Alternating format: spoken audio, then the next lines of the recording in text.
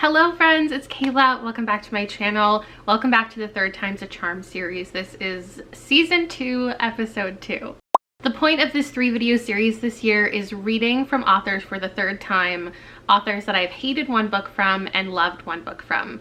The fantasy, sci-fi, speculative episode, which is the one we're in right now, is definitely like the loosest fitting into that. Unlike before, rather than it being like a 5-star and a 2-star and I'm reading for the third time, it's in some cases more like a 5-star and a 3-star, a 4.5 and a 3-star, which doesn't feel like there's a big jump. But these are 3 authors in my mind that I have been itching to read for another go to see if I can recreate the magic of the first book that I read from them. Because since then, I haven't enjoyed something. So let's begin with Blake Crouch.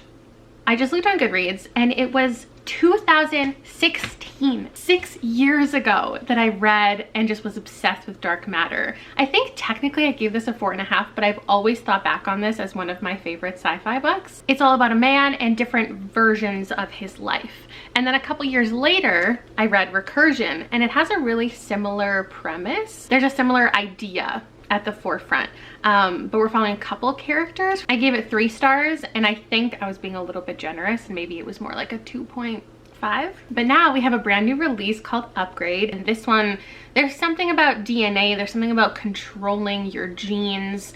He has been selected, targeted, and I think he needs to like save humanity. So I'm just really excited to give this a go, just to get back into his writing, because I do enjoy that, even if I don't always love what happens specifically with the plot.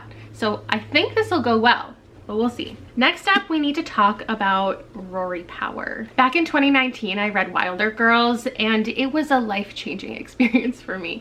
I love this story in general. It's based off Lord of the Flies, one of my favorite books. It's also a little bit dystopian. It's also set on an island. It also has possessed like wildlife and this virus and just so many things that I enjoy. Plus, queer girls. I feel like I've read a lot of books in this vein, both before and after reading this one, and it's forever been a standout. And I think what I love about Rory Power's writing is she doesn't hold back with a bold ending and reveal. However, when I picked up Burn Our Bodies Down, I was expecting a similar experience, and I was so excited because YA horror often doesn't work for me, but because Wilder Girls did, I just assumed that this would be an all-time favorite, and it ended up being like a really low 3. It wasn't terrible, still fit into the group of books that I read a lot about a girl and family, but also magic and weirdness and nature. This had similar writing to enjoy, but again, the plot itself and the pace of everything I just didn't feel like was perfect, though it's beautiful and I still recommend it to tons of people. And now we have a high fantasy book from Rory Power. I think this is the first book in a duology, and I feel like it was adult with a $36 price tag. I would hope so. But this has to do with twins and magic and kingdoms and power. I don't think I fully understand the plot or what I'm getting into, and this hasn't gotten great reviews from my friends, so I'm hesitant going into it. But it's a mythic epic fantasy about siblings, and I feel like it sounds like something that's up my alley, and it's from an author I've enjoyed. What could go wrong? Now, normally in these Third Time a Charm videos, I have 3 authors, and I do, but I'm throwing in a bonus one as well that I'll have to talk to you about after this, because this actually doesn't fulfill the challenge. It's Today Thompson. This is Rosewater.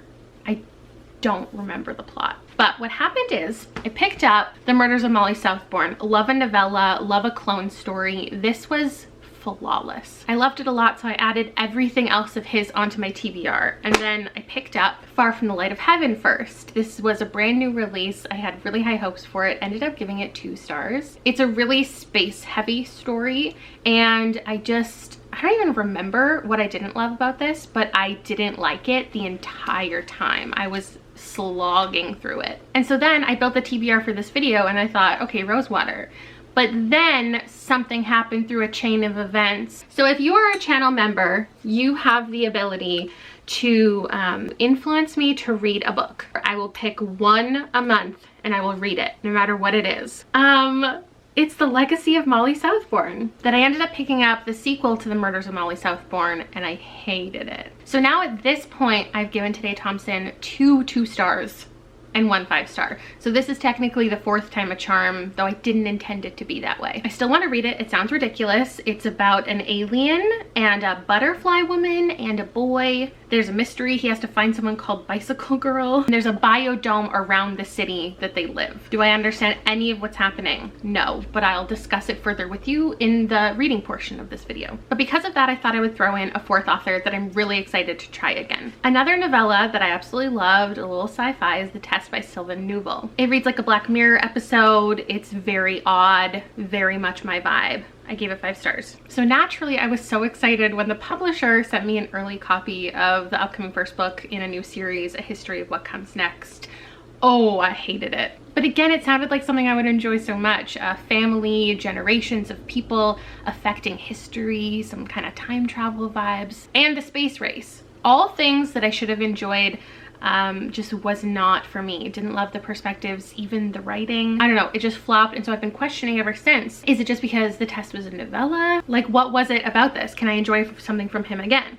And so I picked up from a local library book sale and then promptly realized that this wasn't the first book in a series. So I have on the way to me right now from my library Sleeping Giants, the first book in the Themis Files. This has a ton of great reviews, fantastic ratings. It's some people's like favorite series. And it's about a physicist who is tasked with finding out the truth about this giant metal hand that has appeared out of nowhere with, I think, like a girl in it. And I think the series, try not to spoil myself, is told in like a series of interviews, which is one of my favorite things. So those are the 4 books and the 4 authors I'm going to be reading in this video, and I'll check in with you as soon as I start my first book. Okay, I'm gonna start with Rosewater. I'm really excited. I'm actually like 10 pages in and I feel like I'm a little bit lost already. Just a lot is happening really quickly. It's introducing a lot of concepts really quickly. So I'm gonna take my time with this. There's a couple people running reading sprints today that I'll probably hang out during one of those for Black Weenathon. And obviously with all of the TBRs and all the video concepts, like a month-long readathon, fully committing to it, I feel like I can't do, but sprinkling in some things for the month that I'm already reading and just like participating in reading sprints, that's what I'm up to. And I feel like a lot of science fiction that I tend to pick up leans like thriller, so it's a sci-fi thriller, which fits enough with the theme of thriller, mystery, crime, horror stuff from Black authors this month. I'm also going to be doing reading sprints with Brie on her Patreon on the weekend, but I don't know if this video is coming out before or after that. So anyway, we have a character named Caro, and he works for this government agency.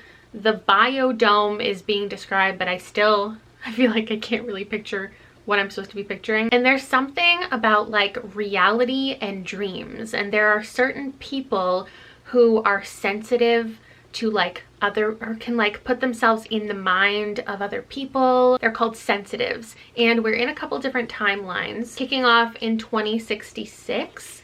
But then right when I stopped, we were flashing back just like 6 years earlier. So I don't know if there's just going to be those 2 timelines or if we're going to be visiting a lot of years. Maybe I'm not supposed to know. But what I already feel like is I'm going to want to watch a live show and see other people discuss this. I just already have that sense.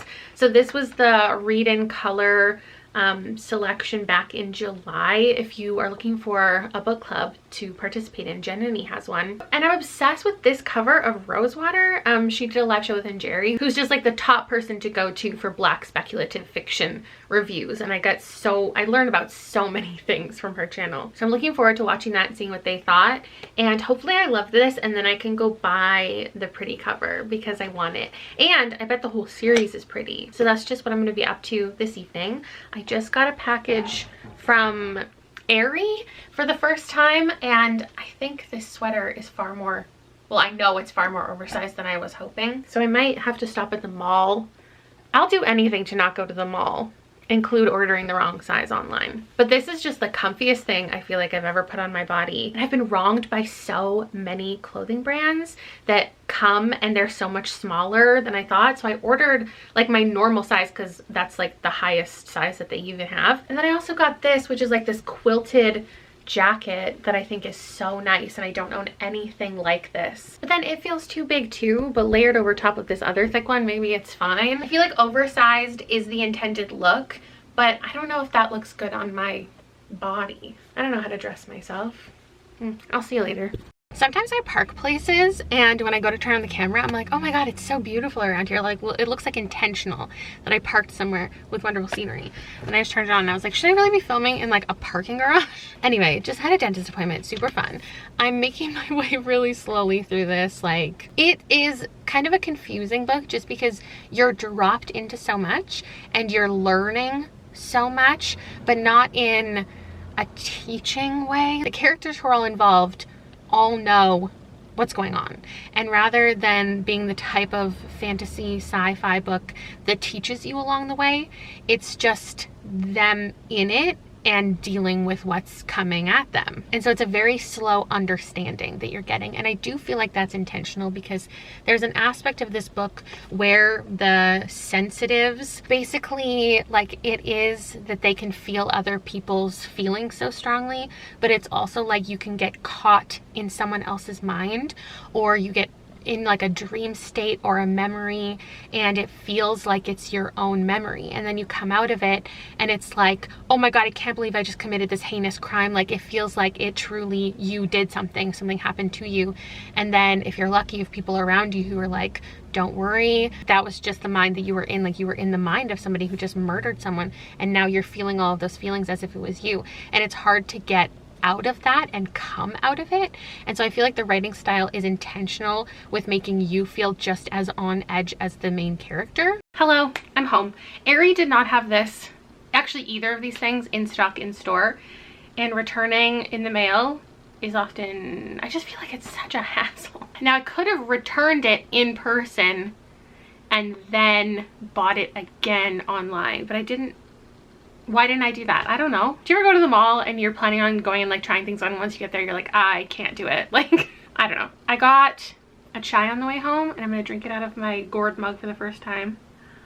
Here's what I bought. It's not much, but something with my reading or my buying lately is very impulsive, and I feel like I'm not normally like that. I'll see things and I'm interested in them and I buy them all the time. Obviously, like, I buy a lot of books, but I am also very intentional with like not purchasing a book if I can get it from the library in the time frame that I want to read it. So like, that's why I have videos planned so far in advance all the time. I just bought these without even checking if they were at the library, and I just never do that. So I grabbed some really random things.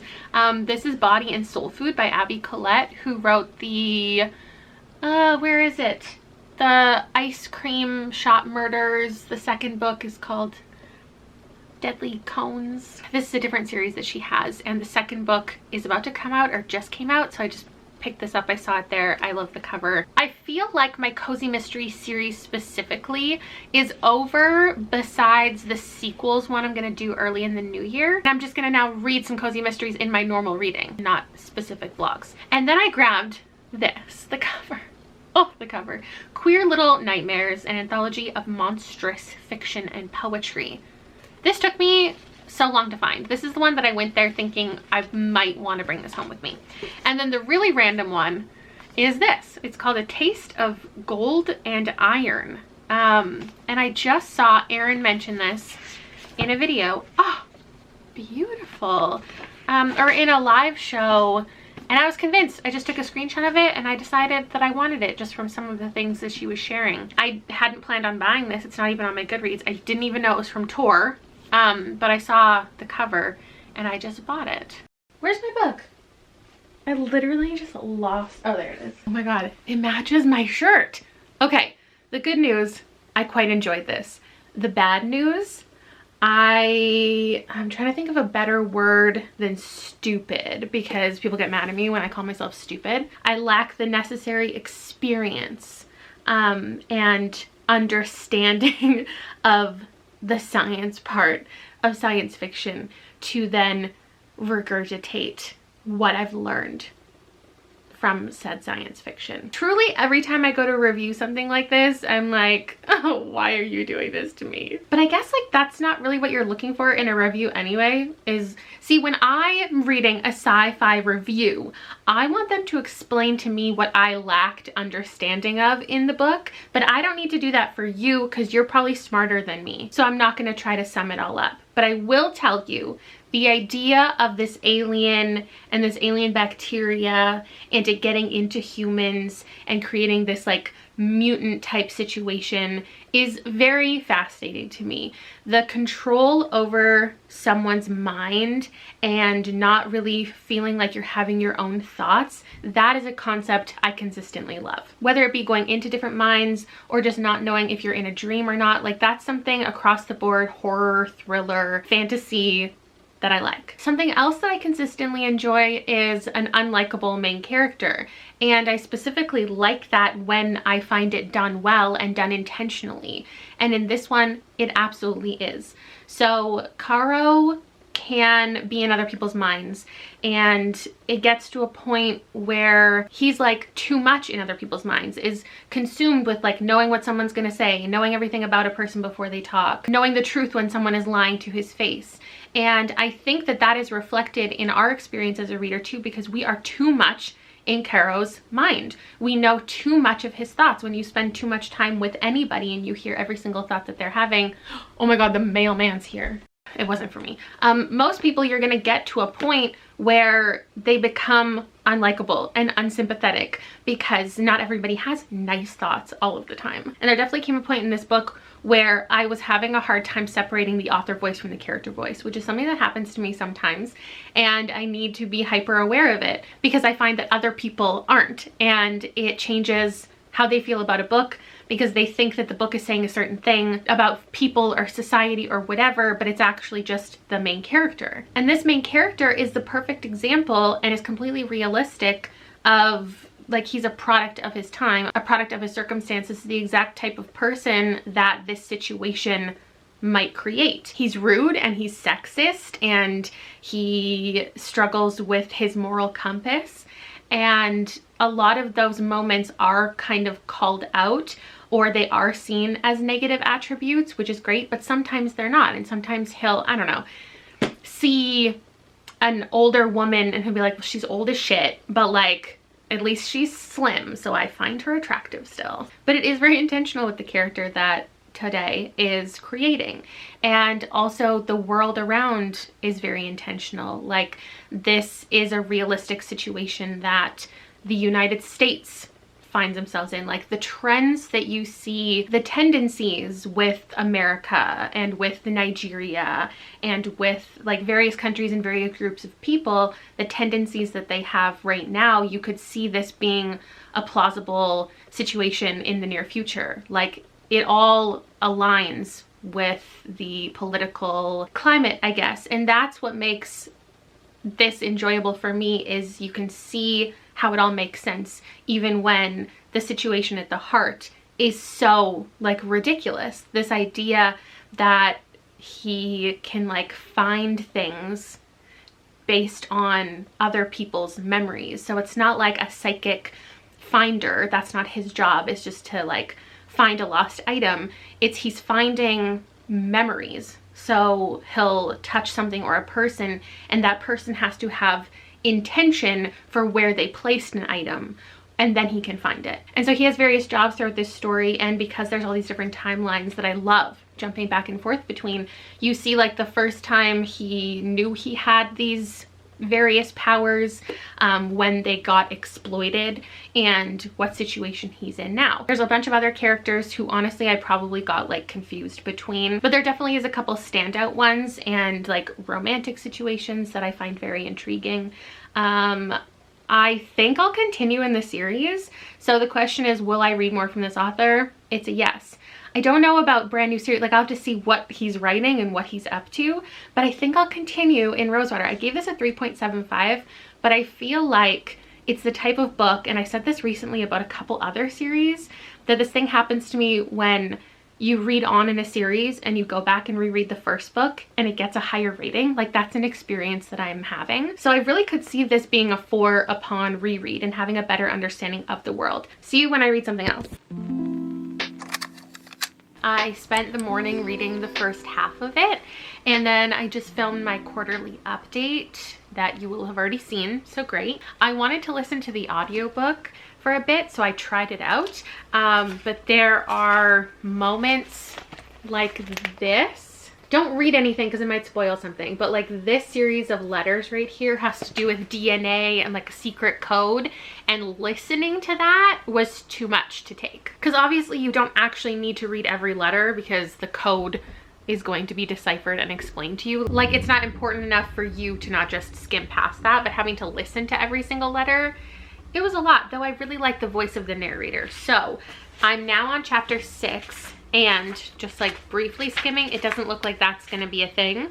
So I am gonna switch over to the audiobook for a bit while I do something so crazy feeling to me. I'll talk to you about the plot while I do this. But for those of you who've been following me, this is just like so silly. It has nothing to do with reading. But if you've been following me like since Liam's been born, I know everyone always comments like, I can't believe he's in this level of hockey and it's so crazy, because we've seen him like literally his first time ever on the ice where he's just like scooting around, and now he's like a fully fledged, you know, hockey player. Right now in his hockey career, let's call it, he's at the age where he can ref, and so he's a ref now, which is just so incredibly wild. So I need to sew on some patches onto this referee jersey we just bought. He has a little whistle.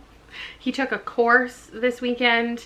He had to like fill out this questionnaire, take this online course, and then he did like a 6-hour in-person course. And now, like as a 12-year-old, he's qualified to referee, I think, the 9-year-olds. So he's gonna be doing that all season, along with actually playing. And he joined the school volleyball team. And obviously, he snowboards. So a busy winter is ahead. And also tomorrow he goes on his first like trip with his class overnight. So they're going camping. He's never been camping with not his family. So it's just quite the week. Upgrade by Blake Crouch.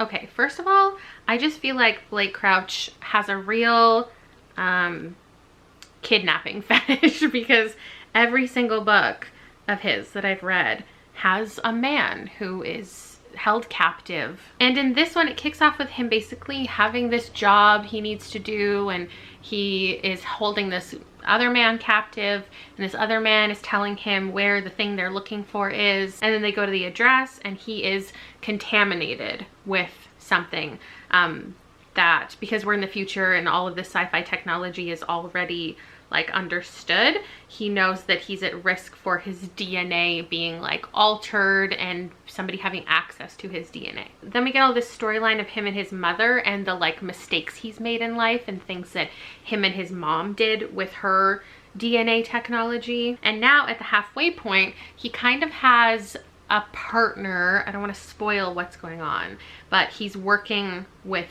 a woman, and they're following some clues to just figure out where his kind of infection came from, what it's really doing to him. And what it's doing is it's making him like superhuman as far as intelligence. So he can read really fast, he can comprehend things that he could never comprehend before. He's like reading textbooks he had to read, could not read in university, and now he can understand them with ease, and he's flying through them. And he also has like an accelerated memory, so any book he's ever read, he can, and any conversation he's ever had, any event throughout his entire life, he can suddenly remember with complete clarity, like every conversation he had in that moment, and even thoughts that he was having. So it's a pretty cool setup and premise. I think the writing is solid, and I'm just interested to know like where the story's going. I hope it's a huge win, and I'll check in with you when I've listened to a bit. Okay, I finished this. Where should I put you? It's a little crooked, the one on the arm. I was gonna say I did my best. I guess I didn't, because my best is perfect. But today my best is good enough. I'm being hunted yet again by stink bugs, or elm bugs, they're called something. And they're so aggressively on my window today. Anyway, I'm now only 50 pages from the end of this, and I quite like it, but it's very mindless. And this is what I feel about Blake Crouch in general, is I never crave this type of book. As much as I like sci-fi while I'm reading it, this like over-the-top, super fast-paced sci-fi, like sci-fi thrillers, I'm never like, ooh, I want to pick it up. Like, I never think about this genre unless I'm actively reading it, but I am enjoying it. So there's that. Sorry, there's a big stink bug. Oh my god, his shadow just like disappeared. That was so creepy. This infestation. It's outside, don't worry, but it's freaky. Like, they won't leave me alone, and you can hear when they hit the window. Like, they just come flying in. Oh, and Rob's home with sushi, so I'll see you in a little bit when I finish my book. Oh, that's what I look like right now? Perfect. Yeah, no, that's perfect. That's exactly what I want. Okay. Pro about this, you can read it in one sitting. I mean, I didn't, but you can. If you're in a reading slump, I feel like this is something that's fast-paced in the same way that like an action movie is. The main con, is that this is just not memorable. I don't know what my rating really is. I feel like a 3 seems right. Like, part of me wants to give it a 2, but that's not fair. Like, there's really nothing wrong with this book. And my critique that I'm about to say isn't really fair, but like, I don't know. I feel like any of Blake Crouch's protagonists could be put into any of these other books, and it's like the same guy and it's the same story. And though I know that's not true, like, he has a different, you know, history, a different job, but they all just have the same personality and the character voice.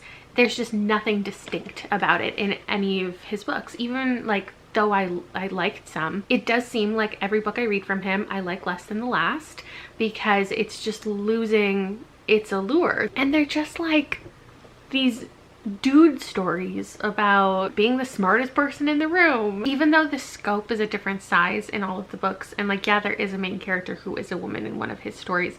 It's like there's always something stopping him from letting the woman in the stories, though she seems just as intelligent or just as capable or going through the exact same gene changing situation as the man in the book, but she can never be as smart, as strong, as intelligent, as capable as the man. Like, he always has to be the shining star. And like, whatever, if it was a woman writing a book and all of her women were strong, like, would I take an issue with that? No. So that's why my critique isn't fair, but that is what I was left with. I was left with this feeling of like watching an action movie series where they all feel like they take place in the same world, and the man, the 30-year-old white man who stars in all of them, is technically doing, like, they're technically different people, but their perspective and their goals and everything by the end is the same. This book is not flawed. It's just my perspective on Blake Crouch is getting less and less interested as I go on, and I don't know that I would pick up anything from him again. I feel like maybe I would, but I don't see myself putting him on like a most anticipated list anymore. And I enjoy the complex morality conversations about saving humanity and all the scientific jargon. Like, it's interesting enough to finish it, but it's so unmemorable. The things that I remember from each of the books is all the same thing from all of the books. So I'm certain there are so many differences, but the things that stand out to me are the same note. And I remain of the opinion that the first Blake Crouch you read is probably going to be your favorite. The third time was in fact not the charm. Good afternoon. Little Liam-y is officially gone, but he's actually back today. I haven't talked to you in a minute. I haven't been reading. I've just been living the life of a parent with no responsibilities, no child to put into bed at nighttime. I hope he's having a magical time, and I pick him up today in just a couple hours. So I decided to start In a Garden Burning Gold today. It's much faster moving than I thought. I'm a quarter of the way in and I've only been reading for I feel like an hour. And really all of my worries for me I don't know why I was comparing this to Middle Game, something to do with like eternal beings and twins. And I think it was something to do with the seasons. Am I making that up now? Yeah, they control the seasons. Has that even really been a plot point yet? I don't think so. I was definitely apprehensive because I thought maybe it would be similar to this. It's not. Absolutely nothing in common at all. But then in fact, I'm finding it very similar to this book I recently read called This Vicious Grace.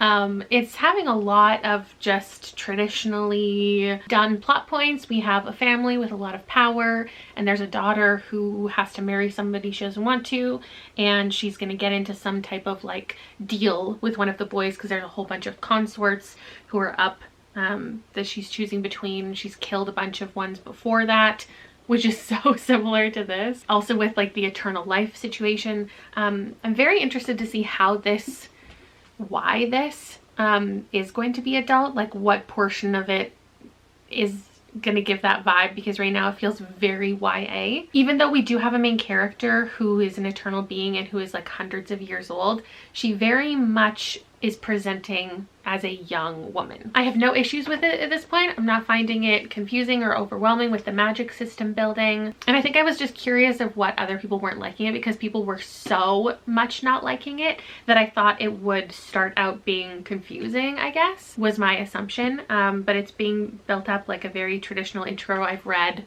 many times, and I'm interested to see what happens. We are reading from Rhea and her twin brother Alexandros. It does seem to be like 3 chapters of her and then 1 chapter of him, so I feel like what's about to happen is we're gonna follow her with this one guy who she's going to be like politically aligned with and marry, and then is it going to be a romance? Like that's what it feels like. It feels like her and this boy are going to go off together, much like this vibe, and then these little insertions of her brother are going to be him actually back at home dealing with the political things, and there's going to be little reveals with what he's dealing with, but a lot of it's not going to be on her, and she's just gonna be living her like best romance. That's what the setup feels like, but I'm sure I'm wrong, because that is a plot that a lot of, you know, the girlies like. And I'm gonna stop focus on looking for the flaws and just enjoy it, because I am enjoying it at this point. I'll let you know in another 100 chapters. I mean, I hope not. I'll let you know in another 100 pages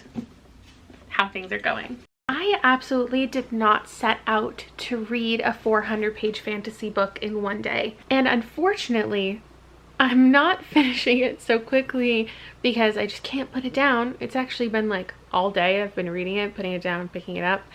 It's very readable, and that's not really a compliment. I just feel like this is a very simple story. Rory Power, her 2 previous books were very unique. While they might have been inspired by various other books and things, I find them to be weird and unique, surprising. And so this is just very much not that. This just feels like a completely different author. If Rory Power's name was not on here, I absolutely would not in my wildest dreams associate this with her. And I don't just mean plot, but writing just in general. But the thing is, everyone like should be allowed to write a basic ass story, and for it to be her foray into this fantasy genre, it doesn't really feel fair to critique it, but I do think that it's done a disservice to the story that it came out so quickly. I've talked about this plenty of times before, but I appreciate when authors come out with books back to back to back, because I think it's so cool. It's so great that if I'm a fan of somebody, they're coming out with frequent things, and that's the way that publishing is at right now. But there also is something so weird about the ability to come out with a book like every year, especially if we're talking fantasy. And that's probably not fair anyway, because maybe for all I know, she's been writing this book for 10 years and whatever. But I just don't know that the book has had its best chance, because the ideas are all there, because they're from a lot of other books. Maybe she could have had a more unique spin on it if she had more time to develop the plot. I don't feel like I often say this book is bothering me because it's telling and not showing. Like, I really don't care about that typically. What I do care about is when that's happening and it feels contradictory. So she's telling us about how, or we're learning about how brutal her father is, or the twins. Their father is this all-powerful, like he is in charge of everything, and he's very intimidating and very scary, and because we keep being told that, and that is the reason why they're making so many decisions. It's been mentioned probably 4 different times how everyone's scared to talk to this guy, how no one ever stands up to him, his children are terrified of him. But now, for the 4th time, there has been a moment where one of them has stood up to him, who has shared an opinion that he might not agree with.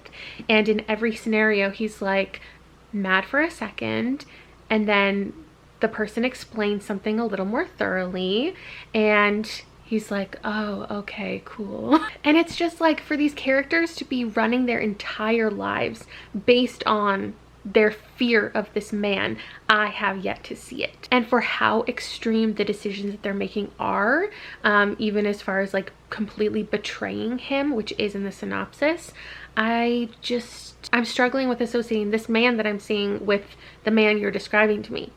And while I think there are things we could say are true, like abusers do things behind closed doors, and the whole thing is like they appear charismatic to everyone else but they're terrible behind the scenes and whatever, but that's not the case. It is when there's just like one-on-one conversations where apparently this person is absolutely terrified of this man and yet just doesn't behave in a way that exemplifies that, and then also his response is just like not what I'm expecting every time. It's weird. I didn't feel like I would be this I don't know what I was expecting from the end, but like I'm so disappointed. And it almost sucks the way that I feel about this, because I would almost prefer that this book did something to really bother me, and so I had an opportunity to rant and like give it 1 star and talk about how nobody should read it. And like I almost wish that was how it was, because I just feel absolutely nothing. I feel like this was the most pointless book ever, but it didn't do anything objectively wrong. I really don't have any issues with it. And if it was from any other author, like if this was sent to me as an ARC and I had never heard of this author, I had never even read the synopsis, it just appeared on my doorstep and I read through it, like I'd still give it 2 stars. But like I wouldn't care. But because it's an author that I was excited to read more from and in a different genre, I don't know. It's like, first of all, this is YA. It's absolutely YA. I'm just always so curious about the behind the scenes of book marketing. Like, when did this happen? Did she submit it as YA and then her editor published, like who was like, make it adult, and how did she decide what to change to make it adult?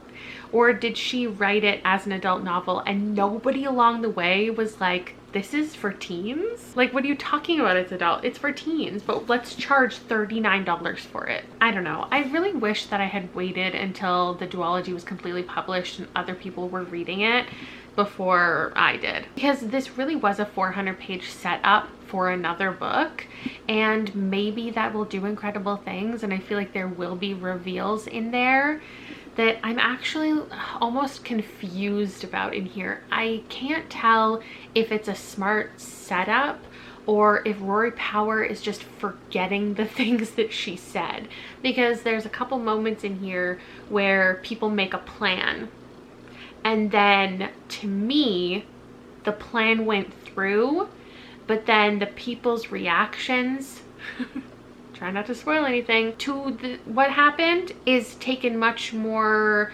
seriously than the silly little plan that I thought was going on. I think character reactions, emotional depth is what I struggled with the most. These are supposed to be 100-year-old people, and she supposedly gets married 4 times a year and like travels the world, lives with these people, like has a lot of experience, and yet the way that she's speaking and interacting, and the lack of certain things that like we get to see from like a mature woman, it's just like reading about this super naive 17-year-old. That's what it feels like. And I do think there's something to be said, and I can tell that we're having conversations about trauma, the impact of this traumatic life experience that she's in, like having to kill all of these people in order to keep the seasons going. But then it lacked like that entire kind of magic system besides just being briefly explained to us and being like, oh, well, I don't care, I killed these people and like I've turned off my emotions. Like, how am I supposed to believe that this is a woman who's been married 40 times? I just don't buy it. I don't buy any of it, but I also don't think that it did anything to wrong me. So it's getting a 2. I don't think I'll pick up the sequel. I'll probably just read spoilers about it to find out if it did do other things, but I feel absolutely nothing towards like the romantic relationships, the sibling relationships, anything that could come of book 2. I just don't think I would care at this point. The insta love was pretty wild, especially considering the life experience that we're being told that she has. But I do actually have one more book, so I guess I'll check in with you tomorrow. Liam had a good time on his school trip, if you were wondering. He fell asleep at 7 p.m., which is hours earlier than normal, and it's 1 o'clock in the morning, and I've been expecting him to like wake up and be disoriented, but he was exhausted. He had to sleep in like bunk beds, and apparently someone was snoring all night, and the kid he was sharing a bunk bed with was like shaking the bunk bed all night long, and then there was like a screaming match between 2 of the boys in the middle of the night. Absolute chaos, as expected. I'll see you tomorrow for the reading of a book I can't remember the title of. I knew this day would come. One of the evil bugs got in. Oh God. I am brave. Ah! Just fall gently into my cup, please. All right, well, I have a dentist appointment, so you're gonna have to hold tight for a second and I'll take you out with me.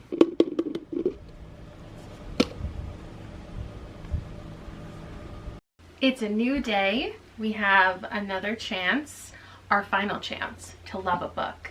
I'm taking some Instagram and Etsy photos today for my little book charm shop with my mom. There are some spooky Halloween bookmarks that are gonna go up today as you're watching this, but there's only a couple because, you know, the supply chain. So I'm using Carrie as the backdrop because part 1 is called Bloodsport. I've started Sleeping Giants, and it's told like exclusively in interviews, which is something that I really love. I thought it would be a little bit more of a mix, but I'm having a good time with it because I switched to the audiobook. I was finding it a little bit dry. I actually just like wasn't really enjoying it. Besides the interviews being interesting, I feel like 30 pages in, I was finding it easy to forget who was even being interviewed. I find the interviewer to have a very distinct voice. You don't really know who this guy is, but he seems to be a government official with some sort of questionable morality, or is in some sense an unreliable narrator. And he wants to get this information from various people. I think there's like 4 people being interviewed, and they're all participating in finding like the parts of this robot. So it kicks off with Rose, and she as a child fell into this giant hand that has been dated so far in the past, and like there's no way in the people's minds who are trying to understand it that it was created like by humans, dating to when it seems to be dated. So now as an adult, Rose is participating in finding out the truth and wanting to find more of this robot creature, like looking for and finding the head and the torso and the other hand. And this overseeing interviewer guy is pretty much like, whatever means necessary, we're gonna figure it out. It doesn't matter how much money you need, how much questionable stuff we need to do, government, politics, like we'll figure it out. Just find all these pieces. Let's find out what it means before someone else does. So then it kicks off all of these conversations about relationships with other countries and the political climate. And the interviewer is being kind of manipulative, and I definitely find him very interesting. Even though we don't know all of his motivations, it's clear that he has distinct motivations, so that's great. But the other characters and just the length of the interviews and the fact that it's interviews the entire time, I was losing steam a little bit around the 40-page mark, and then I remembered somebody recommended the audiobook, and the audiobook is full cast, dramatized. It's so well done, and the interviewer voice is so much what I was already picturing. So I just got sucked into it immediately, and I'm definitely not going back. Like, the audiobook is so superior that I feel like I would only recommend it being consumed as audio, because it really is strong. And since you get all of the different voices, I feel like I'm getting to know the characters so much better. Even though there is no plot, there's no action, it's just dialogue the entire time. And it's like learning about the activities that are about to happen, learning about things that have already happened. And it's just becoming a really fascinating story, and I'm flying through the audiobook. Like, I'm already halfway through it now. Obviously, I don't know everything that's going on, but not in the way that makes me feel confused and like I should understand what's going on. So I'm just interested to see where the story goes. I'm gonna listen to it, take some more pictures, and get back to you. Okay, this is definitely a difficult one for me to rate. I didn't come out of it with any clear number in my head, but the fact that I didn't feel the need to update you for 150 pages says something. Like, there were no scenes or paragraphs or like language that stood out to me that I wanted to share, though the ending was shocking and is very just interesting. I found this book generally very interesting. I think there is something really impressive about the way that he gets all of his descriptions across just within dialogue, and I never felt bogged down by it. Like, when you're watching a hard sci-fi movie, you obviously get a lot of visuals, and you don't need to listen to the descriptions of everything. You can just see it, and you're like, I don't really understand. You found that, like, there's this helmet that does something weird. Okay, like, science, you're building things, you're making things, and you don't really need to understand it. So the way that he accomplished it in here, we get some descriptions of what's going on, but it is almost glazed over at some points the way that a movie would be. And I think that's cool. As somebody who often just starts to glaze over a lot of science explanations, like in Project Hail Mary, and what's another example? I'm To Sleep in a Sea of Stars. As a reader, I'm like, okay, I grasp the concept, but I don't really need to grasp it that much. So let me just, you know, not stop and aggressively read this paragraph, because I could sit there and I could read every word, and I could stop and I could read it again, and I could be like, okay, I now understand what I think you're saying. I'm just okay with being like, yeah, got it. You're the science man. You understand it, the character, so I'm good. But in this one, it was almost done for me because it's written in this unique way, and I think that was the right way to write this and a successful way to write it. As far as the characters, I want to get to know them better. I do think if I don't pick up the sequel immediately, I never will, and I'll forget who all of these characters are, because a couple of them, they feel very interchangeable, but that almost is like the point. These people are just people, and this overseer will just do whatever he needs to do to accomplish a task. So it's like, swap in whoever you need to, whoever's best for the job. I don't think they're set up to be people that you super connect to or care about their character development. Sure, a little bit, but that's not the #1 focus of the story. And on the note of continuing the series, I will say this doesn't feel like one of those books that is satisfying enough if you're just going to read the first one. You absolutely need to read the series as a whole to understand everything. Not that I've done that, but I'm assuming it's going to answer all of the questions that not only it posed at the end, but even that it posed at the beginning. Like, there are just as many questions to answer going into the next book, which I don't know if I'm going to, which is a tough decision to make, because I guess a 3.5 is where I'm going to land on this. So I'm not interested enough to want to pick up the next one, but I also feel very unsatisfied.